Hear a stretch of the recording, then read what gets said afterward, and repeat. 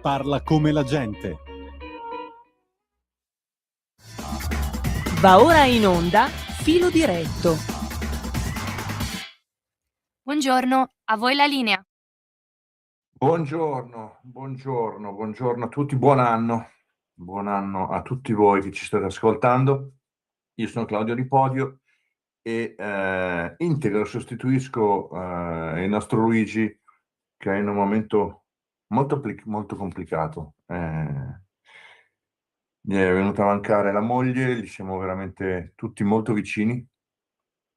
A me spiace soltanto di essere molto lontano, sono in Bulgaria in questo momento, e altrimenti sarei sicuramente più presente anche di persona. Arturo, so che tu invece hai fatto un po' anche la mia parte in queste settimane. Ciao Arturo.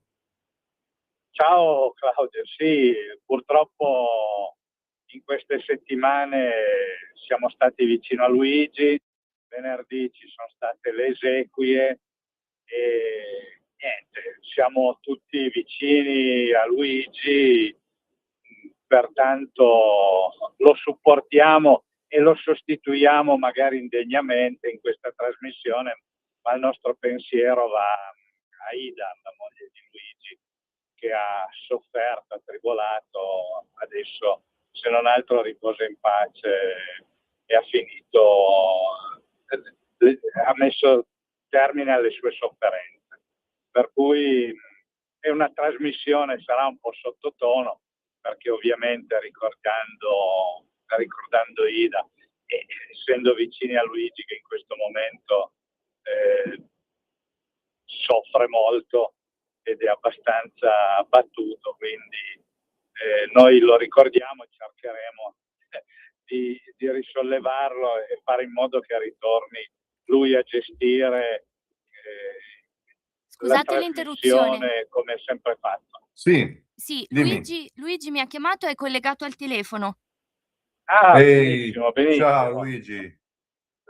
Grazie ragazzi, buon anno a tutti, iniziamo un anno nuovo in modo un po' particolare. Comunque io sono qui, vi ringrazio, siete tutti molto gentili ed era solo per ricordare a tutti voi che nel collegamento con questa trasmissione, poi io, come dicevo ad Arturo, il mio fratellone, che parleremo magari da sabato prossimo di nuove altre cose che passerà un attimo di tristezza, di far parlare anche, perché mi chiamavano ragazzi, ecco perché ve lo riferisco, sia, non so, Babbo Natale, sai che adesso finisce l'anno con l'Epifania, oppure Maurizio per quanto riguarda i disabili, oppure Ubaldo De Maria, che ieri insieme ad Arturo si sono magari messi d'accordo per la trasmissione di oggi, o l'ingegnere eccetera.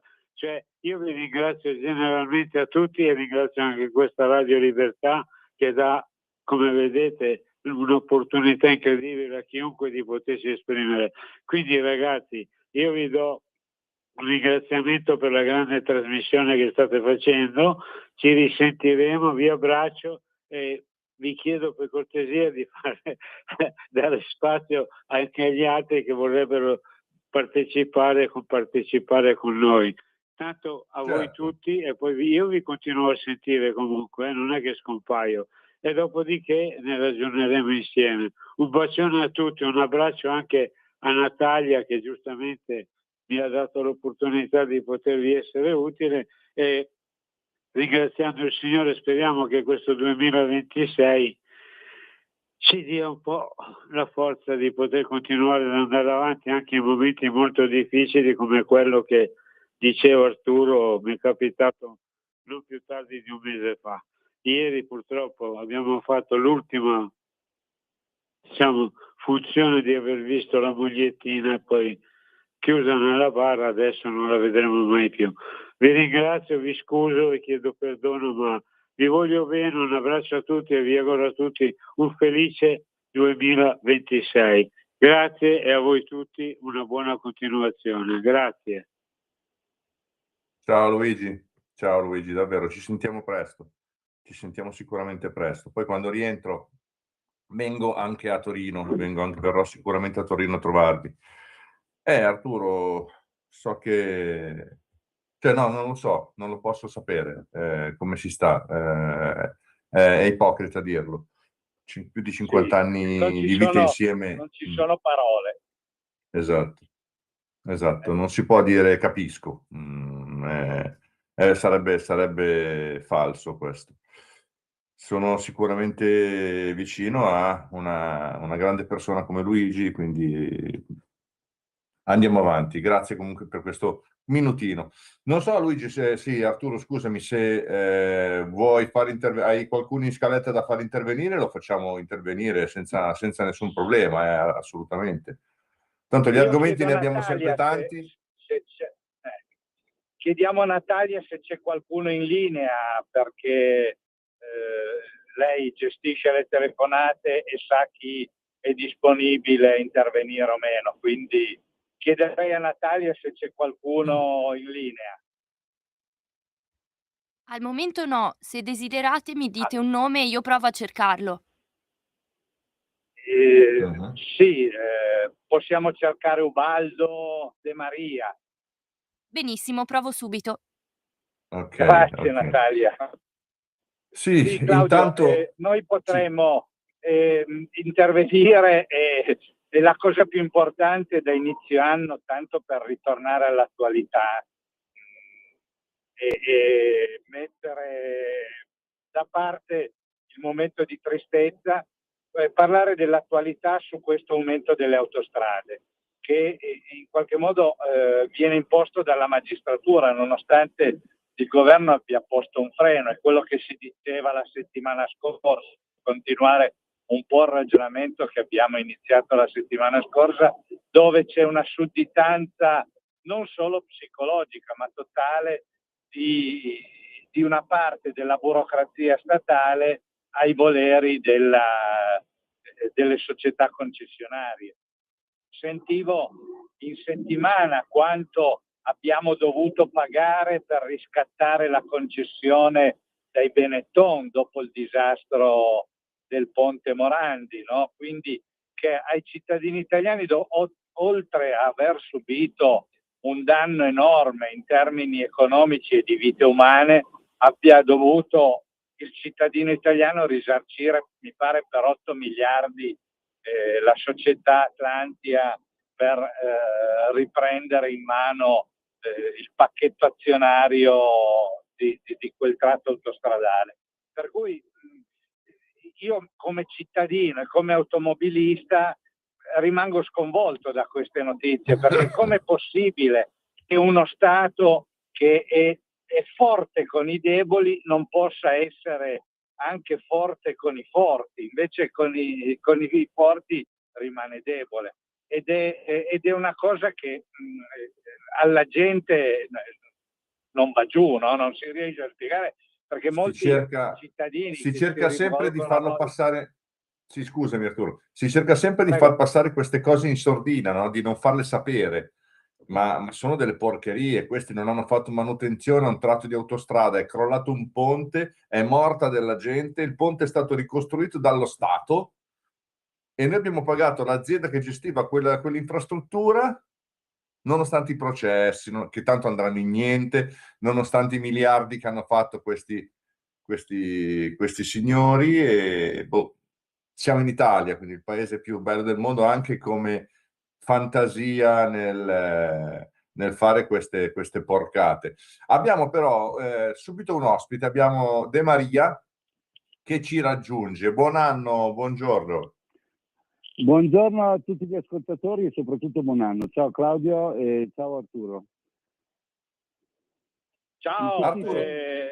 Illustraci un po' la tua attività per il 2026, quindi aggiorniamo anche gli ascoltatori che magari seguono le tue manifestazioni, le manifestazioni bellissime a cui partecipi e che sono molto gradite anche al nostro grande Luigi, per cui se hai già una scaletta, una previsione di appuntamenti, di iniziative da programmare. Siamo proprio agli inizi. Diciamo così che ci sono vabbè, a prescindere da quello che è la Dakar, che è partita oggi e fino al 17 di gennaio sarà un bello spettacolo per chi riesce a vederlo in streaming, eccetera.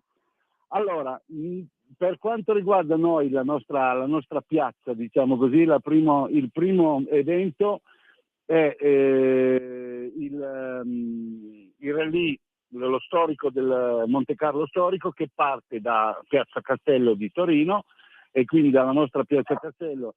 Il giorno 31, già il 31, sabato 31, ci saranno le verifiche, quindi chi vuole andare a vedere le macchine può godersi delle vecchie glorie, le vecchie macchine che sono sempre le più belle per quanto mi riguarda, per il mio modesto parere. Quindi le verifiche tecniche e sportive già sabato, e poi domenica mattina dalle 7:30 inizieranno le partenze, appunto con addirittura un controllo orario a Perosa Argentina da parte del nostro gruppo dei commissari CUG di Torino. Perché poi tra l'altro, De Dimmi. Maria, una cosa bellissima che tra l'altro molti non sanno, che uno dei momenti più belli di queste manifestazioni sono le verifiche tecniche, perché ci sono di tutte le macchine in fila pronte per queste verifiche, a volte vengono aperte, quindi si può andare lì magari anche non da vicinissimo, magari, però si può curiosare, si può parlare con i piloti, si può parlare con i meccanici. È un momento meraviglioso per un appassionato di sport.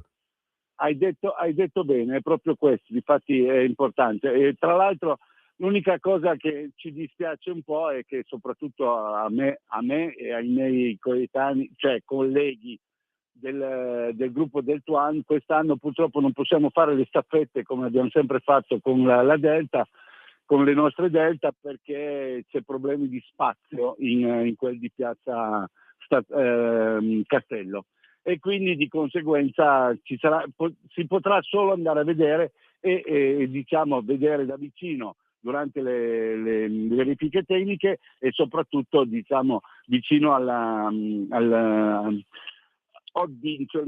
partenza, chiaramente dei vari equipaggi e delle varie vetture.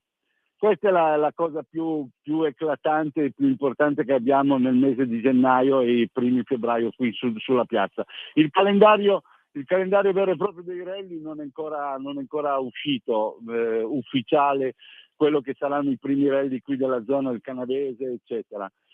Per quanto riguarda sempre le macchine d'epoca, ecco, posso già dire che c'è un raduno a Salto, che è una frazione di Cournier, sempre nel Canavese, domenica 10 gennaio, il primo raduno dell'anno, ecco, questo qui vicino. Queste sono un po' le notizie più importanti che dovevo dirvi. Non ho altre notizie, almeno a breve. Poi ci sentiamo eventualmente sabato prossimo e vediamo di avere qualche notizia in più o qualche programma in più. Fantastico, grazie davvero. Un buon divertimento e poi ci sentiremo presto sicuramente. Ci sentiamo presto sicuramente, vi auguro a tutti gli ascoltatori un buon anno e soprattutto un coraggio Luigi, tieni duro, ok? Già. Buona domenica. Già, vero. Un abbraccio, buona domenica, buon fine settimana. Buona domenica, ciao Arturo. Ciao Baldo, alla prossima, grazie.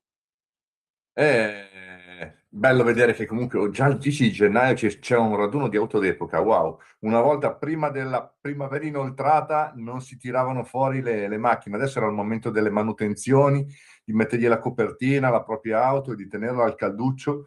Invece c'è chi se le porta anche in giro, bravi, complimenti davvero, è un cambio di mentalità importantissimo. Dopo il periodo Covid dove nessuno usciva più, anche noi abbiamo dovuto azzerare praticamente tutto, e speriamo già da quest'anno allora di ricominciare a fare tornare a fare qualche piccolo ritrovo, qualche piccola manifestazione, qualche giro come facevamo ai bei tempi con la CP e con le associazioni insieme, proprio perché è proprio bello ritrovarsi e passare un sabato, una domenica o una festa insieme. Sì. Poi queste manifestazioni hanno un carattere pedagogico, perché l'interesse per le auto storiche sta crescendo, non sembra, ma con l'avvento delle macchine con le nuove tecnologie, le auto di una certa età e le auto storiche tenute bene hanno un fascino particolare che attrae un bacino sempre più ampio diciamo di appassionati. Lo vediamo quando nei nostri comuni magari c'è qualche raduno di qualche modello storico di autovetture. Io ho visto recentemente un raduno di 850 di quelle proprio autentiche e ce n'erano di stupende, di meravigliose e radunavano e richiamavano molta gente, quindi l'interesse per autovetture datate in un periodo dove la tecnologia sta cambiando il modo della mobilità su quattro ruote è una cosa a mio giudizio positiva, no? Soprattutto in una realtà come quella torinese, dove è stata la patria di queste vetture, di questi modelli, soprattutto in contrapposizione a una società che oramai non crede più in questo settore, tant'è che Stellantis sta dismettendo tutto quanto, ha dismesso il reparto dell'autotrasporto, ha dismesso molte delle industrie del comparto automotive, no? Proprio perché si vede il disinteresse della casa madre verso queste attività. L'abbiamo anche visto nel fatto che, d'accordo, ha venduto alla Renault, quindi oramai la governance non è neanche più italiana.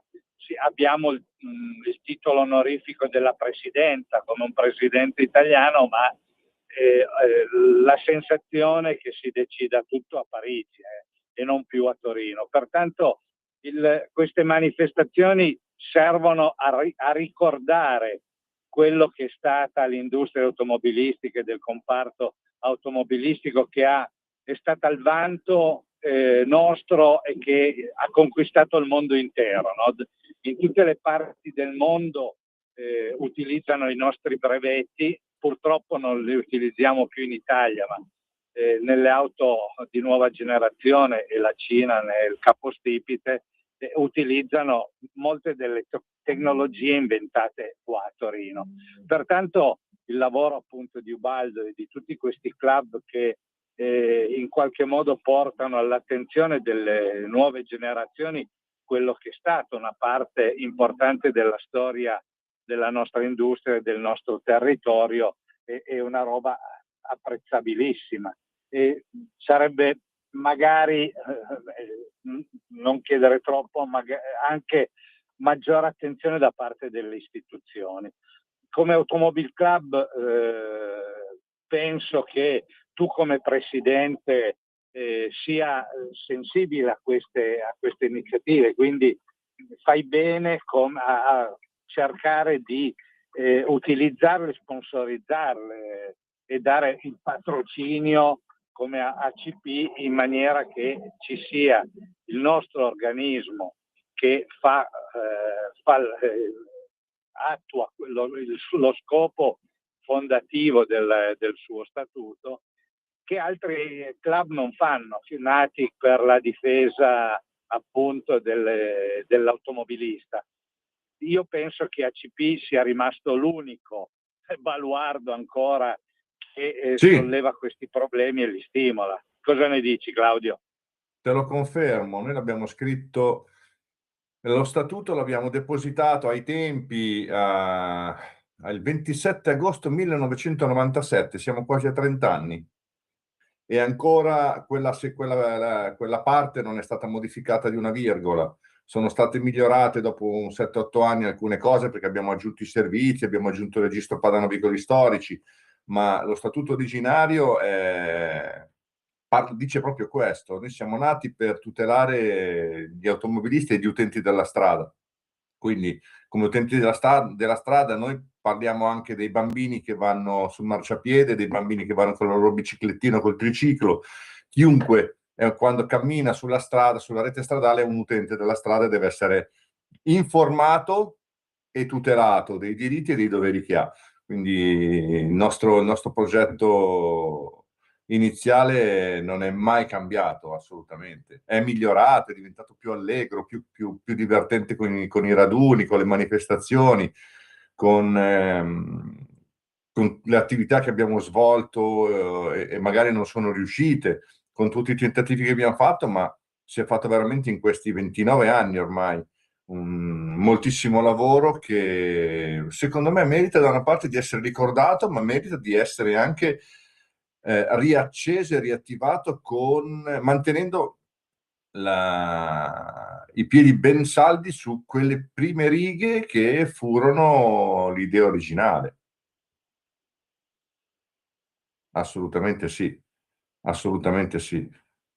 Mancano ancora 5 minuti, Arturo, poi daremo spazio a un attimino di pausa e magari parliamo un pochettino di quello che si vorrebbe fare, perché noi qua quest'anno ci avviciniamo ai 30 anni e diventiamo grandi, adulti come associazione, quindi penso che ce ne siano poche di associazioni nel nostro settore, a parte quelle finte, le aziende che si dicono associazioni. A parte quelle, ce ne siano poche che sono riuscite a varcare i 29 e si avvicinano ai 30 anni. Che ne dici? Sì, sono poche che hanno mantenuto il principio fondativo di tutela degli automobilisti, no? Quindi hanno disatteso quelli che erano le aspettative, pur avendo possibilità economiche e dimensioni molto più grandi della nostra, no? Alla fine si sono adeguate, diciamo, al sistema, perché quando Sì. il sistema ha deciso che l'automobile deve essere una mucca da mungere, non hanno eseguito quello che era scritto sul loro statuto, che è quello di difesa e tutela degli automobilisti. Non hanno fatto il sindacato degli automobilisti come avrebbero dovuto fare, come esiste negli altri paesi. E tutti i provvedimenti di aumenti delle autostrade, di modifiche del codice, negli altri paesi viene sottoposto a questo sindacato degli automobilisti. Di solito negli altri paesi il sindacato degli automobilisti è una branca delle associazioni di consumatori, come ci sono altre associazioni che tutelano gli utenti, gli ultimi utenti, no?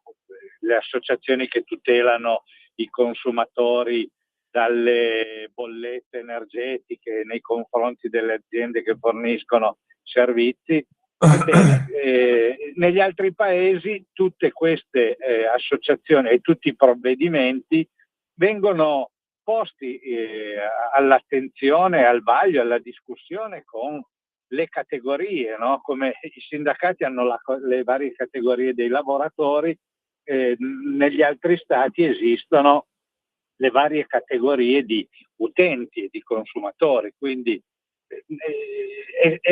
queste associazioni erano state appunto create proprio per questa tutela e l'hanno disattesa, perché lo vediamo come servano solo a volte da sportello per pratiche, oppure nel settore delle assicurazioni hanno creato delle assicurazioni, per cui noi dobbiamo riprendere questo scopo, perché è quello importante, è quello che manca nel nostro paese, non per vantarci, ma penso che noi attualmente siamo gli unici che dicano una parola su questo comparto a difesa degli automobilisti. I grossi giornali non ne parlano e non criticano, mentre sono molto attenti su altri argomenti. Su questo argomento della tutela degli automobilisti, come ad esempio la modifica delle accise che abbiamo avuto in questi giorni, notizie importanti che sono quasi passate in sordina sui giornali nazionali, mentre a mio giudizio, e penso anche al tuo giudizio, dovrebbero essere notizie molto importanti, forse non da prima pagina, ma quasi, ecco, perché Ma io ti magari sono dico, più importanti. guarda, dopo la pausa, manca un minuto alla nostra pausa, e ti parlo anche della sciagura che c'è qui. Io sono in Bulgaria da 2 giorni, purtroppo a causa di un governo che nel frattempo è stato fatto cadere, si è entrati ufficialmente nell'area euro anche qui in Bulgaria. Fino all'altro ieri si usava il leva, che era la moneta nazionale. In questi giorni, questo mese è il mese di transizione e si utilizzerà soltanto l'euro. E dopo ti dico quanto costa il gasolio. Anzi, tu mi dici quanto costa il gasolio da te e io ti dico quanto costa qui.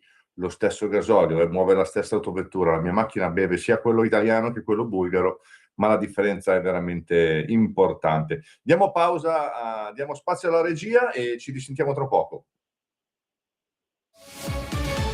Nei fine settimana riascolta i tuoi programmi preferiti. Domenica aspettati il meglio sui canali di Radio Libertà. Semplicemente la tua radio.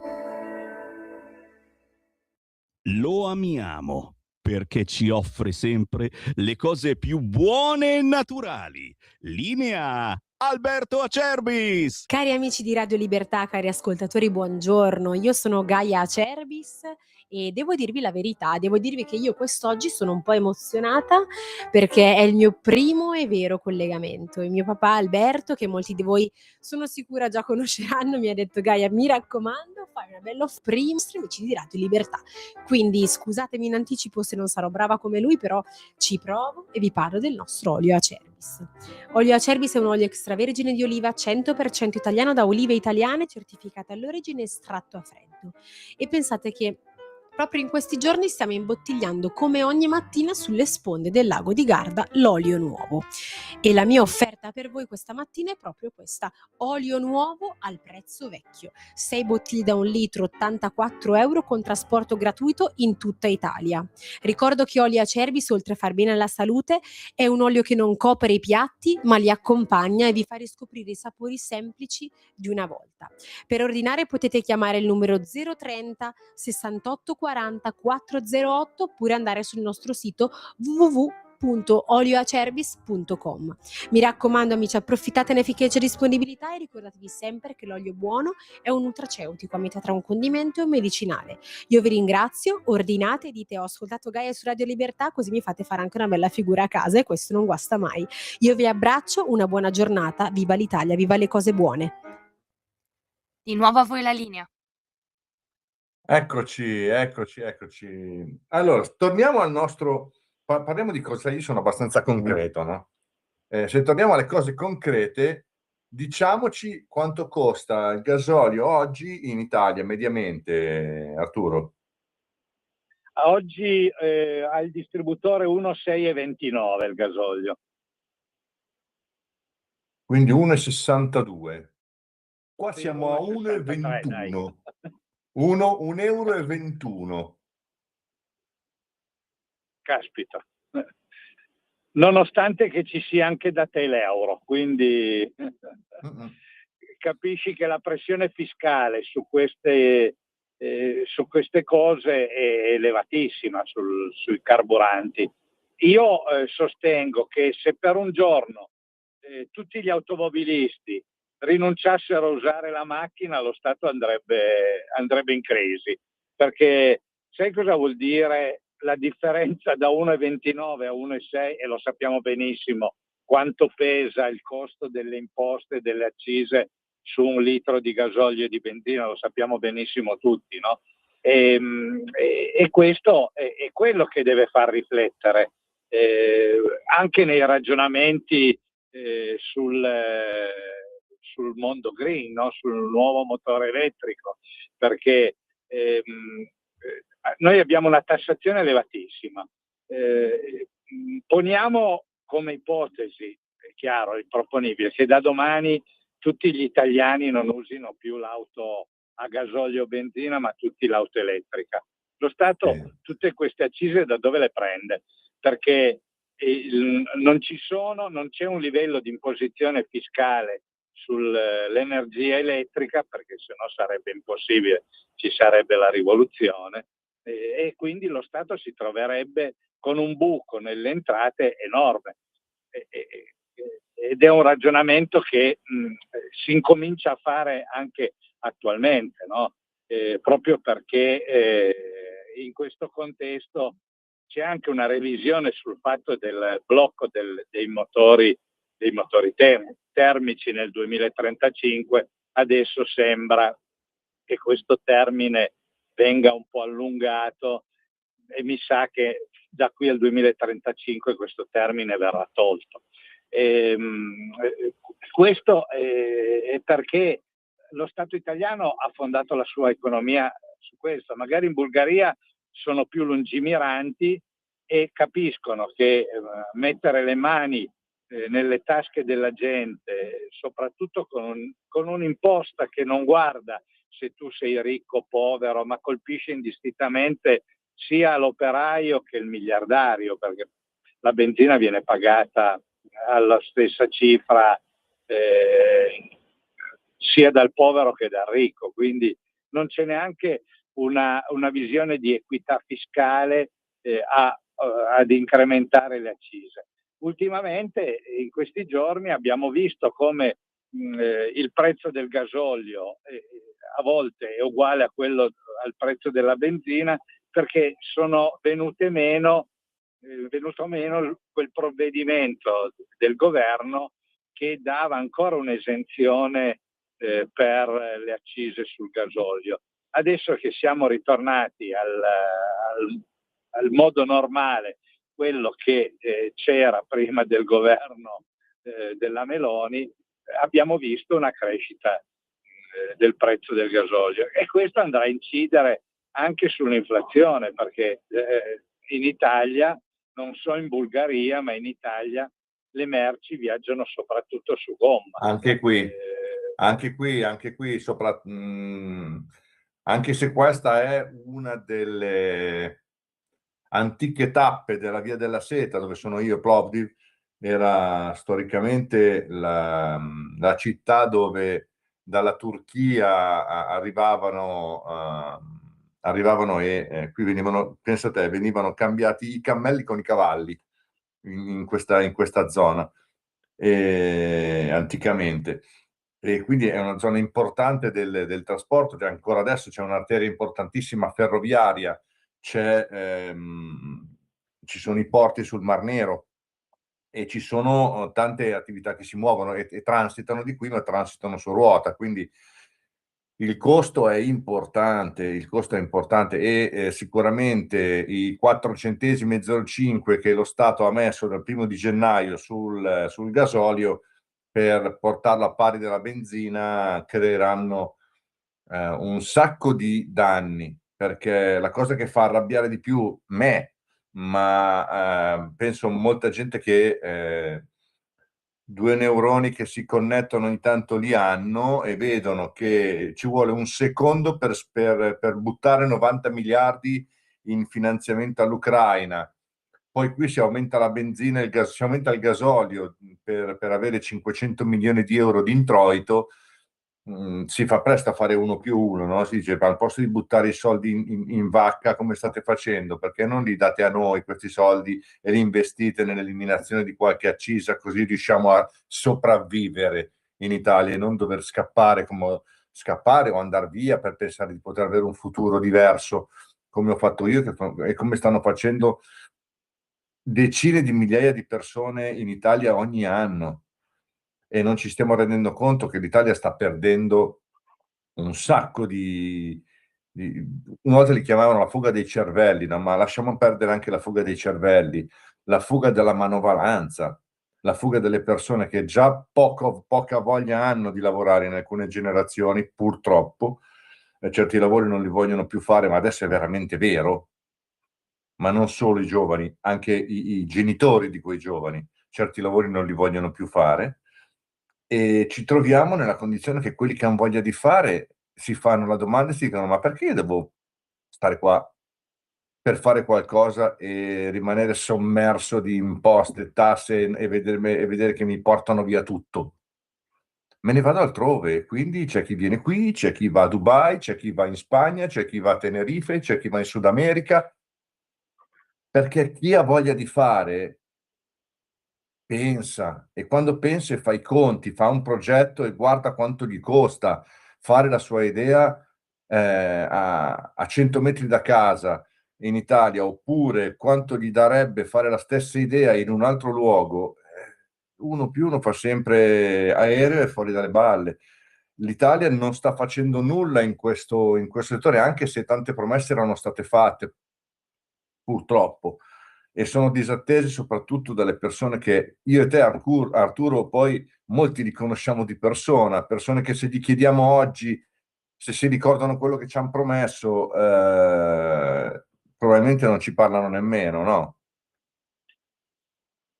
È vero, ma io aggiungerei una cosa, una riflessione al tuo ragionamento esattissimo, che in Italia, fin quando non è neanche tanto la classe politica che incide, ma è la burocrazia, perché molti giovani che hanno una buona idea, quella che dicevi tu, sono costretti ad andare all'estero, perché se tu qua hai una buona idea, la brevetti, poi devi prenderti una partita IVA e all'inizio magari le banche non ti danno un fido, devi affittarti un laboratorio per mettere su la tua buona idea, su questo devi osservare tutte le varie norme di sicurezza che ci sono. Devi avere i registri per tutti i prodotti che hai, devi avere i registri se smaltisci dei rifiuti. Avere la partita IVA in Italia è diventata quasi una sciagura per molta gente, per tanti no, perché hanno la possibilità di avere studi di commercialista che ti gestiscono la contabilità, ma tu ti riferisci a quei giovani che devono andare via proprio perché non hanno la possibilità o la dimensione economica per poter applicare quello che hanno scoperto, quello che hanno inventato o potenziare e valorizzare quello che sanno fare, no? Quindi non è tanto la classe politica ma la burocrazia che ammazza la nostra economia, e anche l'aumento dei carburanti è dato proprio da una burocrazia che non va a vedere o a cercare una razionalizzazione dei vari servizi pubblici forniti, che quindi hanno dei costi elevatissimi ed è chiaro che questi costi poi ricadono sui cittadini. Ma secondo me non vanno nemmeno a guardare quali danni fanno, non fanno una previsione sul danno che fanno aumentando il gasolio, per esempio. Ma abbiamo un ascoltatore in linea, pronto? Pronto, Padania Libera. Ascolta, Ciao. io telefono, vi conosco tutti. Io ho 89 anni. Complimenti. Ho telefonato perché voglio fare le condoglianze a Luigi, che io sono della provincia di Varese, ma io ho conosciuto Luigi alla Banca Padana, perché siamo delle persone che alla Padania hanno corrisposto non solo con le chiacchiere ma con i fatti, che poi qualcuno l'abbia fatta sparire anche quella, va bene, ma io sono ancora per la Padania Libera e voglio dire a Luigi che ce ne sono pochi adesso dei clienti della banca ancora vivi, ma quei pochi che ci sono lo ricordiamo, e avremmo tanta voglia di avere un Luigi qui in provincia di Varese, perché noi anziani siamo abbandonati completamente per le spiegazioni, le cose, via. Io dico, ragazzo, non offenderti, della Padania Assistenza. Anche lui, mio marito ne ha 99 di anni. Era iscritto alla Padania, per le automobili della Padania. Scusate se parlo un po', ma insomma, sono un po' andata dopo dopo quella puntura che ho fatto, sono un po'... Io mi ricordo, ma noi i veri padani, dobbiamo tornare alla nostra Padania. Padre Eterno, adesso fanno le leggi, fanno magari le leggi, nessuno ce le spiega, non capiamo niente, adesso anche della casa e via. Se avessimo un Luigi qui in provincia di Varese, ma purtroppo siamo abbandonati. Comunque vi prego, dite a Luigi che c'è gente che lo ricorda con affetto e che Lo sta sappiamo ascoltando. che lui è un vero leghista, come il nostro Maroni, che hanno la faccia anche quello di non ricordare. Vi abbraccio tutti, perché quelli che siete lì siete veri leghisti. Un abbraccio, salve. Ciao, buona continuazione. Luigi sta ascoltando e sicuramente gli ha fatto piacere sentire le sue parole. Sì, nella banca Luigi fece un grande lavoro per aiutare le persone a recuperare parte dei fondi investiti, me lo ricordo. Quegli anni lì furono impegnativi, diciamo impegnativi per tanti punti di vista. Ci fu un grande impegno di Luigi e di altre persone che fecero un grandissimo lavoro per gestire al meglio quella situazione, diciamo. Chiamiamola situazione. Arturo, la storia, una volta uno diceva che la storia ci darà ragione, no? E guardando quello che sta succedendo,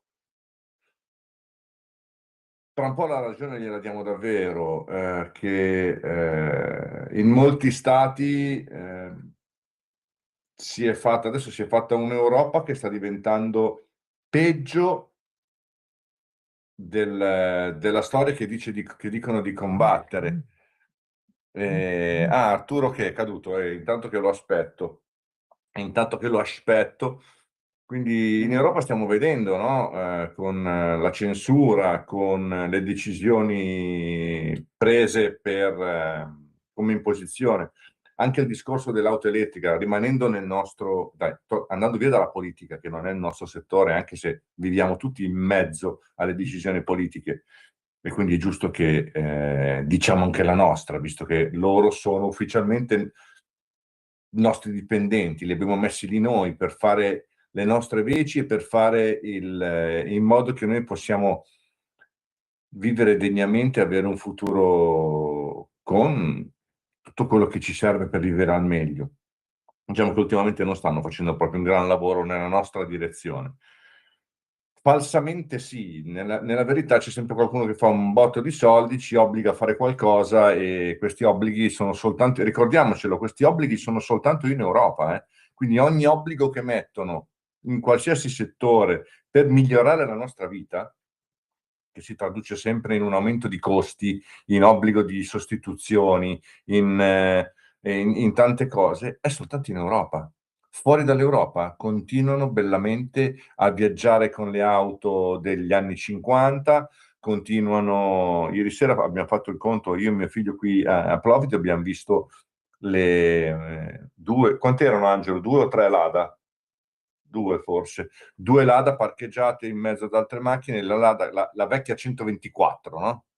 Ok, gli stessi stampi, quindi quella Lada lì, ce n'erano 2 color panna ancora parcheggiate che durante il giorno girano tranquillamente per il centro città, per le città, girano dappertutto senza problemi. Io vedo in Sud America camion che hanno vecchi Ford degli anni 50, anni 60 o vecchi mezzi militari convertiti anche qui nei paesi, nel Balkan, macchine o camion ex militari convertiti a trasporto terra, a trasporto merci, senza nessun problema. Anche qui siamo anche in Europa, oltretutto, in molti di questi paesi. Quindi alcuni obblighi sono più obblighi per alcune aree. Poi se entriamo in Milano, in Torino, in Bologna, dove c'è anche l'estremismo politico di fuori testa. Un momento, Arturo non risponde, aspettiamo, probabilmente gli è caduta la linea, non si è accorto o gli si è spento il telefono, speriamo che si riattivi velocemente. Quindi sì, ci sono queste cose, chiamiamole cose, queste decisioni in Europa che ci stanno penalizzando. Giustamente la nostra ascoltatrice lo diceva, anche sulla casa stanno prendendo una direzione che ci porta a dire che nel 2030-2035 la nostra casa, se non è diventata A+, o se non ha superato una certa classificazione, non può essere venduta, non vale niente, non ci si può fare nulla. Ok, Arturo, sei tornato? Sì. Ci sono tornato, sono passato in un posto che non c'era copertura e quindi niente, ho apprezzato la telefonata della signora, complimenti a lei e al marito per l'età, Che non per mollate, la veneranda età, assolutamente. e che quindi quei valori, quei principi che ci appartengono e penso che appartengano a tutti e che ogni tanto molto più sovente magari andrebbero ricordati. Ho capito che hai cambiato argomento. Ma aspetta, ti fermo un secondo, scusami Arturo, ho cambiato argomento, stavo parlando un po' di paragoni tra decisioni europee e cosa succede fuori dall'Europa, ma abbiamo, che bello oggi, un altro ascoltatore in linea. Buongiorno. Pronto? Alberto da Varese, sono in linea, Ciao, mi sente? Sì. Ciao. Mi rifacevo al discorso, due cose volevo dire veloci. Al discorso, sì è vero, abbiamo votato il governo Meloni, non dimentichiamoci che l'abbiamo votato, ma è come una macchina che è andata verso Napoli per 40 anni e adesso deve tornare indietro e ha appena cominciato il percorso. Per cui cioè, io direi diamoci fiducia, anche perché le elezioni sono nel 2026, sono domani mattina, per cui bisogna stare. Io sono convinto che questo governo sta camminando sul filo di lana, cioè non sul filo di lana, perdono, sul filo di un precipizio, per cui deve stare attento come si muove, anche perché c'è l'innominabile con i capelli bianchi che tarpa le ali ogni cosa che non gli va bene, però io non ho fatto nomi, nessuno ha fatto nomi, possiamo dirlo. Detto questo, ce ne vogliono un po' di governi Meloni, Lega, Giorgetti e compagnia Briscola per raddrizzare sta barca, che è sempre andata in una direzione, perché il vero problema è quello lì. Poi da quando hanno fatto queste promesse, cavoli, le cose sono un pochino cambiate, per cui è vero, io ho promesso che, però cos'è successo nel mondo? Cioè, diamoci, diciamo, questa giustificazione, perché per come stanno andando le cose in giro per il mondo, secondo me in Italia stiamo facendo bene. Poi è chiaro, qualcuno magari dirà di no, secondo me sì, invece. Vi saluto e vi auguro buona Befana, anche se noi non c'entriamo molto, diciamo. Ecco. Buona giornata. Grazie dell'interesse. No, ma assolutamente, io comprendo molto bene, mi piace molto guardare la politica italiana, la politica anche qui si fanno manifestazioni. Il 1° di gennaio erano ancora in piazza i bulgari qui perché hanno fatto cadere un governo e adesso vanno in piazza dicendo non pensate che perché è caduto il governo noi stiamo qua a festeggiare, noi siamo qua a ricordarvi che le cose devono cambiare, punto, e vogliono un referendum per l'euro anche se l'euro l'hanno attivato d'ufficio come lo fecero in Italia. Quindi ci sono tante cose nella politica nazionale e internazionale che si stanno muovendo. Io comprendo anche, abbiamo un'altra chiamata sotto, adesso la facciamo partire subito, tra un secondo, finisco la mia riflessione su questo, poi Arturo, con la chiamata dirai anche la tua giustamente. Stanno facendo bene, sì. Potrebbero fare meglio, ovviamente sì, perché si fa fretta sempre a guardare quello che non si fa, no? O quello che non fanno. Quindi stanno lavorando bene perché sono partiti da un disastro di quelli di prima. Certo, prima si sistema il disastro e poi si migliora. Si potrebbe fare qualche decisione, prendere qualche decisione diversa, siccome la coperta è corta sugli investimenti nel settore militare, sui soldi purtroppo buttati, parere personale, a un personaggio che è un ex clown che sta prendendo in giro mezzo mondo. Lasciamo la parola all'ascoltatore e poi ad Arturo. Pronto? Sì, buongiorno. Prima si parlava di giovani emigrati, effettivamente io ho 29 anni, molti miei conoscenti, chi vive in Svizzera, chi vive in Germania, quindi è vero. E sulla burocrazia volevo ricordare una cosa che già mi ricordo quando andavo a scuola, la mia prof di diritto parlava del CNEL come un ente inutile, no? Che cosa fanno al CNEL tutto il giorno? Quanto ci costano questi enti, queste cose burocratiche che non servono a nulla, che vanno a incidere sulle tasse dei cittadini? Sì, ci hanno messo Brunetta, mi sembra adesso al CNEL, se non mi ricordo male, no? Se no, mi sembra di aver Io mi sentito. chiedo che cosa fanno in quell'ente tutto il giorno? Qualcuno ha mai sentito un'idea, una proposta, un'utilità? Cioè, sarebbe ora di eliminare tutti questi enti inutili che poi vanno a gravare sulle tasse. Hai perfettamente ragione, hai perfettamente ragione. Mi raccomando, voi giovani, voi ragazzi, io poi posso dire di essere di un'altra categoria ormai, anche se mi sento più giovane di te. A livello di lavoro mi sento sempre un diciottenne che ha una voglia e una curiosità pazzesca, e vi auguro di non mollarla mai quella curiosità, non mollare mai, se hai un'idea, non mollare, parla con i tuoi colleghi, con i tuoi amici, confrontati sempre e ascolta bene i consigli che magari qualcuno ti può dare e valuta bene guarda, come gestire la tua vita. Arturo! Sì, ma gli enti inutili, a parte il NEL, abbiamo l'esempio di tutte le authority, no? Della libera concorrenza, della privacy, tutte queste authority che dovrebbero tutelare i cittadini, ma ad esempio un'authority che è quella che ci riguarda e che è ARERA, che è quella che stabilisce le tariffe, ad esempio, della luce elettrica o del gas, che ad esempio ha imposto un sistema per la tariffa della raccolta rifiuti incomprensibile ai cittadini, è incomprensibile a molti amministratori locali.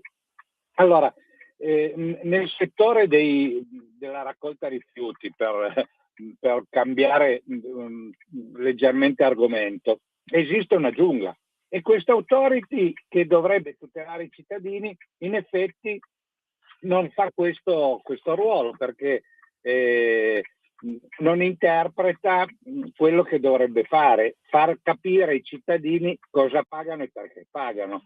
E l'esempio non è solo quello del prezzo della benzina, ma quello delle tariffe della luce, no? Dove nella bolletta, che è stata sì semplificata, però vengono messe alcune voci e i cittadini non sanno per che cosa pagano, che cosa sono quelle voci. Per cui lo snellimento, a mio giudizio, sarebbe una delle prime azioni che dovrebbe fare un governo, anche perché, ritornando alla telefonata di quell'ascoltatore che diceva che la politica è indirizzata verso il sud, da nord a sud, anche perché a nord c'è un'altra mentalità rispetto a quella del sud, e in campo burocratico la mentalità, diciamo, delle nostre regioni assomiglia più a quella delle realtà anglosassoni, mentre in altre parti d'Italia c'è più un retaggio di una mentalità borbonica, dove la burocrazia la faceva da padrone. Allora, in questo contesto, anche la classe politica, piano piano, perché è ovvio che è una rivoluzione che bisognerà fare non di colpo ma lentamente, perché se no il nostro paese non riuscirà a competere. Io spero che, appunto, all'approssimarsi delle elezioni questi temi diventino sempre più importanti, perché se no lasceremo di nuovo spazio ai governi che hanno favorito l'aumentare, il nascere di queste burocrazie. Io non so in Bulgaria che livello è la burocrazia, ma in Italia, come ricordavo prima, per i giovani, ma per qualsiasi attività. Nel mio settore la burocrazia è la medesima, e la procedura è la medesima se tu all'interno di un'abitazione devi demolire un tramezzo, che è la stessa pratica e lo stesso sistema di presentazione che è quello di costruire una casa di 3 o 4 piani, no? Quindi tutte le autorizzazioni varie, annesse e connesse, per cui il costo di gestione di queste procedure grava tutto sulle spalle dei cittadini, e se tu devi spostare un muro all'interno poi hai una fattura di un professionista che è quasi la fattura del professionista che ti deve costruire una palazzina. Io non so in Bulgaria com'è la burocrazia anche nel sistema di edilizio, perché È questo che a molto, noi è chiedono molto più, ti dico, la burocrazia in generale è molto, io l'ho definita molto sovietica, ma in senso positivo.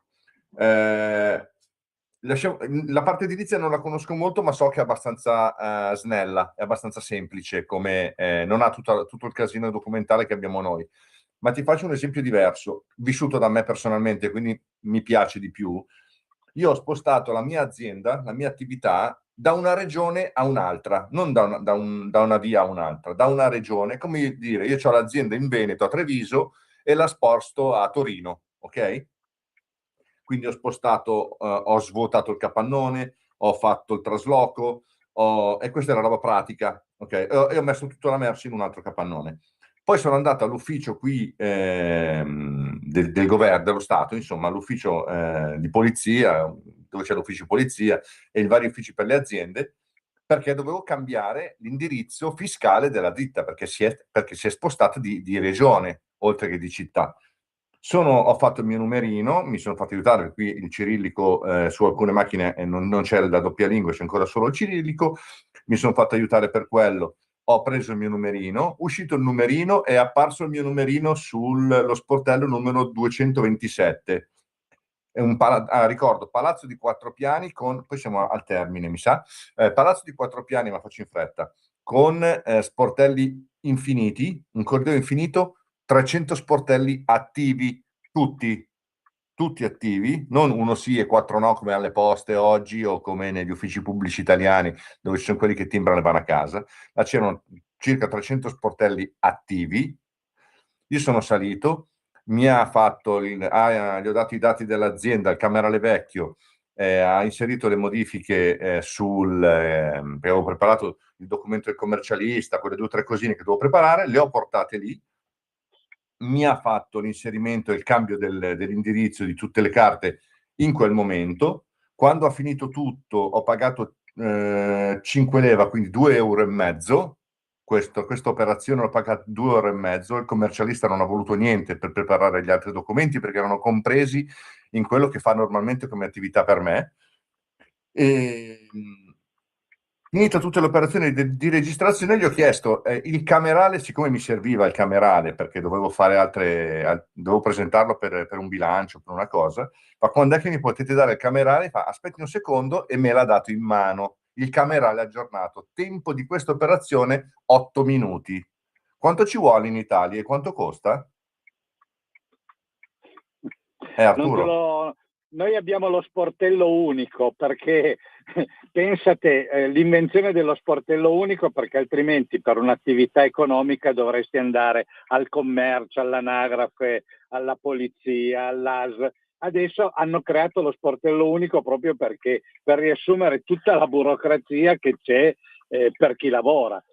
Arriviamo a quell'assurdo che chi lavora guadagna di meno di quello che controlla, no? Cioè l'apparato che controlla è molto più costoso di non produrre qualcosa, quindi chi produce è la minima parte di questo apparato e la parte preponderante è quella che ti deve controllare o lasciare le autorizzazioni. È un assurdo in un paese capitalista e liberista come il nostro, ma penso che il tempo sia finito. Io ti lascio lo spazio a salutare, nel frattempo saluto io, abbraccio ancora Luigi, ringrazio la regia e un abbraccio anche a te Claudio, e grazie anche del tempo che dedichi a noi, al nostro ufficio rapporti sociali, e un ringraziamento particolare alla radio. Buona giornata a tutti. Ciao Arturo, un abbraccio a te, un abbraccio forte forte a Luigi. Mi raccomando, che posso dire, non si può dire nient'altro. Ti voglio bene e ci sentiamo sicuramente presto. Un saluto a tutti voi, grazie alla regia per averci dato questo meraviglioso spazio, e ci sentiamo sabato prossimo sempre qui su Radio Libertà. Buon fine settimana a tutti.